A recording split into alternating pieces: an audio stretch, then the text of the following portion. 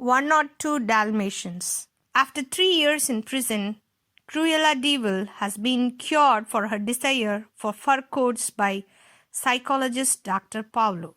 She is released on probation, but warned that if she breaks parole, she will be immediately sent back to prison, as well as be forced to pay the remainder of her fortune, some £8 million, to all the dog shelters in Westminster. Cruella therefore mends her working relationship with her much abused valet Alonso and buys the Second Chance dog shelter owned by Kevin Shepherd to save it from insolvency. Cruella's probation officer, Chloe Simon, is the owner of Dipstick. She suspects Cruella will strike again despite her growing popularity as an animal person. Dipstick mate Dottie gives birth to 3 puppies, Domino, Little Dipper and Oddball, who appears to be an albino and begins to feel self-conscious about her lack of spots as she grows up.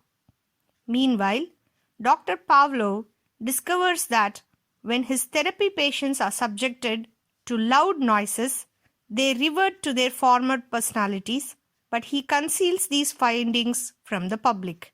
Inevitably, when Big Ben rings in her presence, Cruella reverts to her former personality. After recognizing Dipstick and remembering her failed attempt of making a Dalmatian fur coat, she enlists the help of French furrier Jean-Pierre Liepelt. Together, they design a new fur coat with the intention of using Dipstick's children for a hood as a part of Cruella's revenge. Chloe and Kevin go out on a date while Dipsticks and other dogs watch a movie, where Kevin tells Chloe that if Cruella violates her parole, her entire fortune will go to him, since his dog shelter is the only one currently operating in Westminster.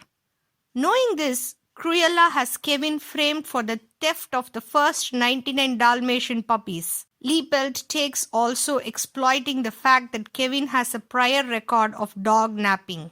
She invites Chloe and Dipstick to her house for a dinner party to decoy them away while Liepelt steals Dottie and her 3 puppies. Dipstick quickly returns to the apartment but is later captured. Chloe rushes home to save her pets, but arrives too late. She is joined by Kevin, who has escaped from prison with the help of his stalking macaw, Waddlesworth. Kevin explains that his earlier conviction was for breaking animals out of a lab, where they were being used for experiments. Upon finding Liepelt's lost ticket for the Venice Simple Orient Express to Paris, Kevin and Chloe attempt but fail to stop Cruella and Liepelt before their train departs. Oddball, who managed to escape, secretly follows them to Liepelt's factory in Paris.